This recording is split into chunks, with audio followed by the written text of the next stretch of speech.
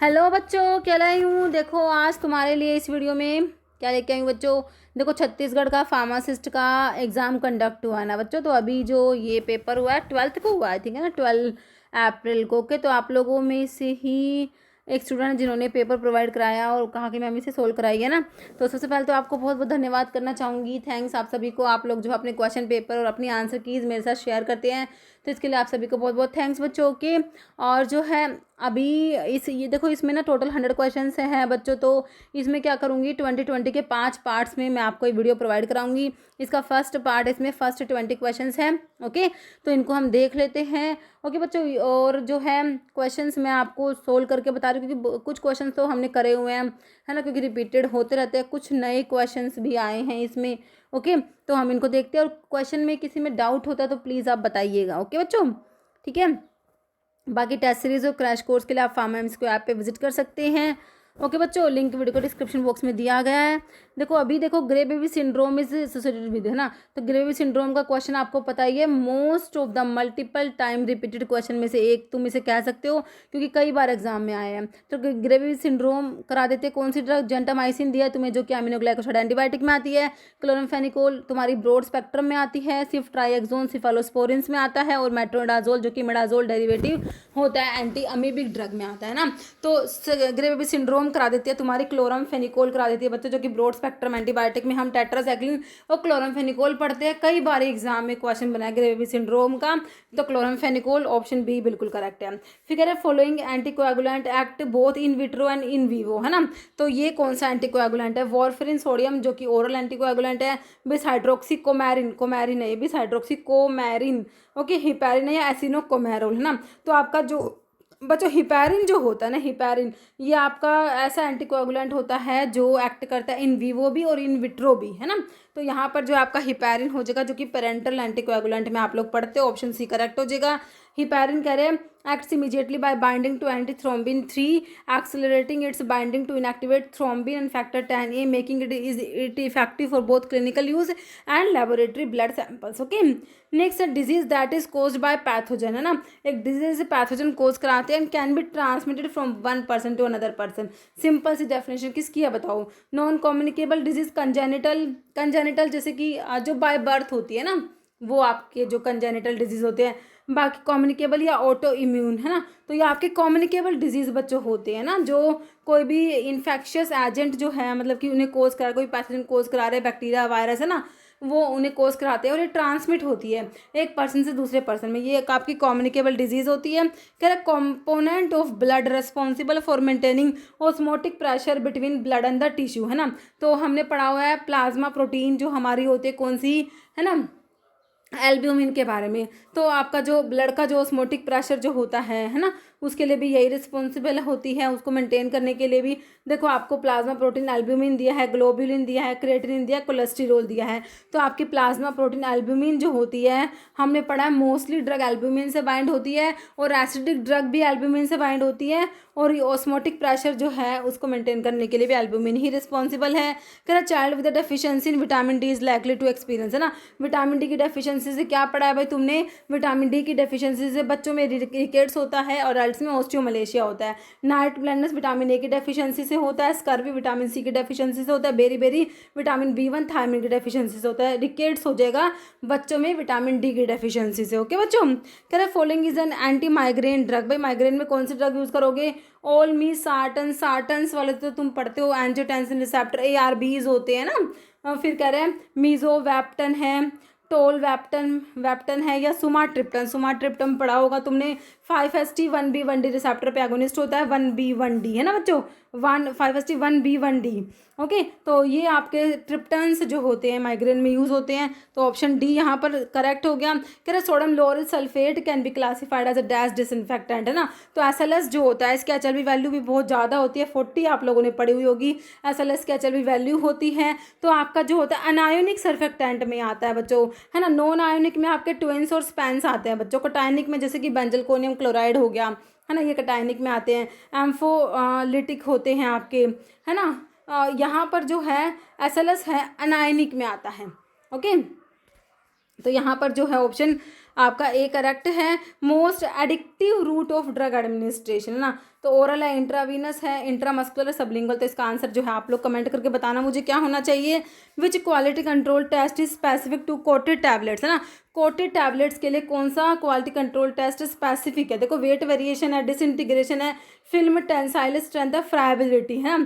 तो इसके लिए बच्चों फ्राइबिलिटी टेस्ट होना चाहिए। ओके, तो यहाँ पर जो है तुम्हारा ऑप्शन डी करेक्ट हो जाएगा। डिफेरियोक्सामिन यूज्ड इन, तो टॉक्सिटी जो है एंटीडोट के ऊपर बच्चों इस एग्जाम में 4 से 5 क्वेश्चन बने हुए हैं।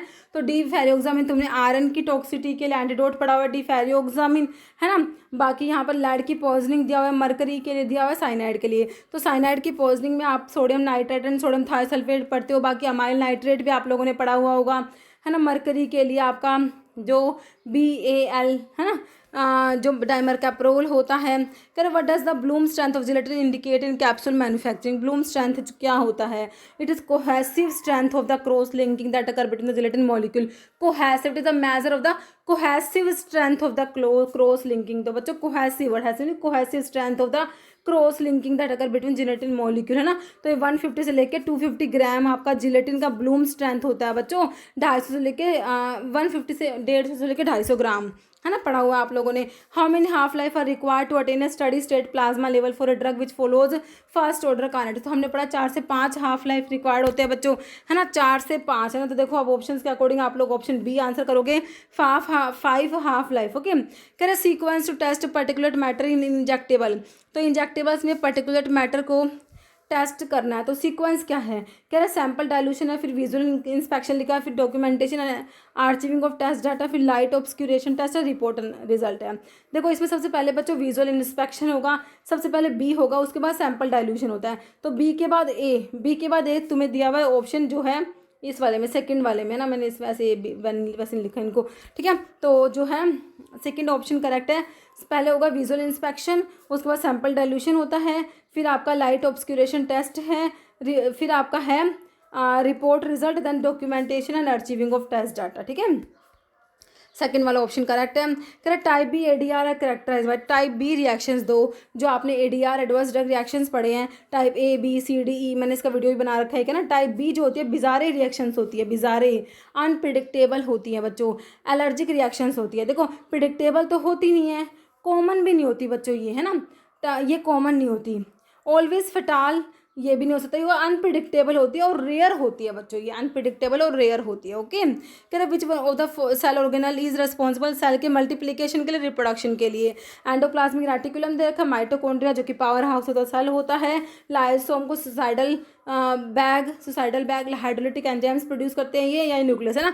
तो भाई हमारा न्यूक्लियस रिस्पॉन्सिबल होता है ना, सेल के मल्टीप्लिकेशन के लिए, रिप्रोडक्शन के लिए। भाई कौन रिस्पॉन्सिबल है? आपका न्यूक्लियस जो है सेल में न्यूक्लियस का वही रोल है जो हमारी बॉडी में ब्रेन का है ना। ये क्वेश्चन भी था, है ना। तो आपका न्यूक्लियस रिस्पॉन्सिबल होता है, ऑप्शन डी करेक्ट हो जाएगा। आइडेंटिफाई एंटीडोट पॉइजन, देखो फिर से एंटीडोट वाला क्वेश्चन आया, तो आपने आइडेंटिफाई करना कौन सा पेयर है, मतलब इस तरीके से, और ऑप्शन इस तरीके से है।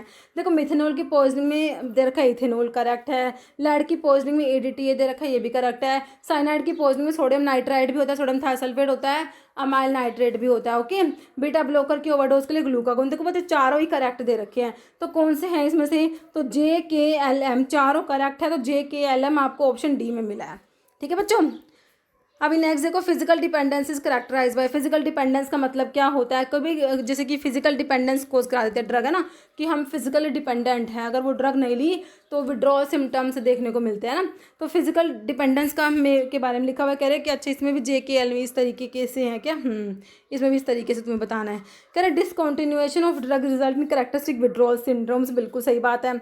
It is altered psychological state produce by repeated administration of drug, तो ये भी सही है। It is produce by drug जैसे एम्फेटामिन है, कोकेन, बच्चों फिजिकल डिपेंडेंस ये नहीं कराती, एम्फेटामिन कोकेन ये नहीं कराएंगे। ओके, बाकी physical dependence manifest in somatic symptoms, ठीक है।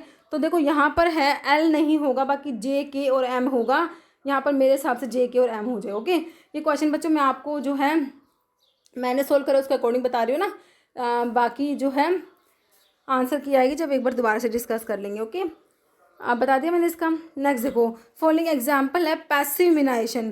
पैसिव इम्यूनाइजेशन देखो एक्टिव इम्यूनिटी प्रोवाइड करती है आपके एंटीजन कंटेनिंग प्रेपरेशन से, जो कि वैक्सीन होती है ना। तो देखो टॉक्सोइड्स होते हैं, वैक्सीन होते हैं, ये तो एक्टिव इम्यूनिटी प्रोवाइड कराएंगे। तो टेटानस का टॉक्सोइड हो गया, बीसीजी की वैक्सीन, एमएमआर वैक्सीन है, तो एक्टिव इम्यूनिटी प्रोवाइड कराएंगे ना। एंटी सीराज जो होते हैं ये पैसिव इम्यूनिटी जो है प्रोवाइड कराते हैं।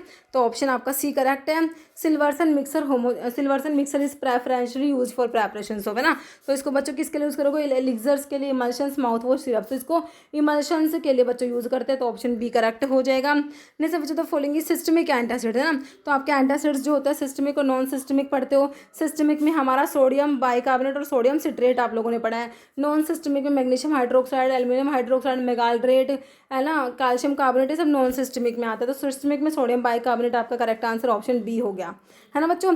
ठीक है, तो इस वीडियो में जो है ये फर्स्ट पार्ट था, इसमें 20 क्वेश्चन थे। बाकी के जो है नेक्स्ट पार्ट में नेक्स्ट 20 क्वेश्चन लेके आऊँगी। ओके, और किसी भी क्वेश्चन में डाउट है ना, तो कमेंट कीजिएगा बच्चों। ओके, मिलते हैं नेक्स्ट वीडियो में। Okay, thank you so much.